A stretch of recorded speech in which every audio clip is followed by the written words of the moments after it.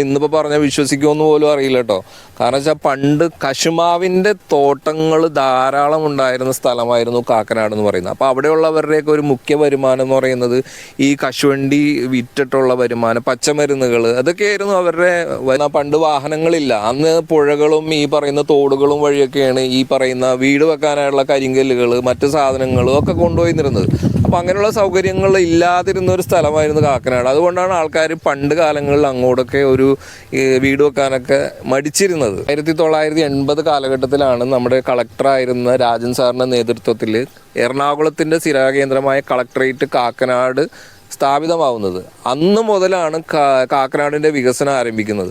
അപ്പം അന്ന് അദ്ദേഹമൊക്കെ നേരിട്ട ഏറ്റവും വലിയ ബുദ്ധിമുട്ടെന്ന് വെച്ചിട്ടുണ്ടെങ്കിൽ ഈ അവിടെ ജോലി എടുക്കുന്നവർക്ക് വന്നു പോകാനുള്ള വാഹന സൗകര്യങ്ങളില്ല, ബസ്സുകൾ കുറവാണ്. പിന്നെ അവിടെ വരുന്ന ഈ പറയുന്ന ജീവനക്കാർക്ക് താമസിക്കാനുള്ള ക്വാർട്ടേഴ്സുകൾ, വീടുകളൊന്നുമില്ല. അങ്ങനെ പണ്ട് ഇൻഫോ പാർക്ക് എന്ന് പറഞ്ഞാൽ അങ്ങനെ ഒരു സ്ഥലത്തോട്ട് യാതൊരു ബന്ധം പോലും ഇല്ല, വഴികൾ തന്നെ പോലും ഇല്ലായിരുന്നു പറയണം. അതായത് നമ്മൾ ഇവിടെ നിന്നുണ്ടെങ്കിൽ എറണാകുളം ഭാഗത്ത് നിന്ന് പോയിട്ടുണ്ടെങ്കിൽ കാക്കനാട് അവിടെ വരെ ഉള്ളൂ വണ്ടി.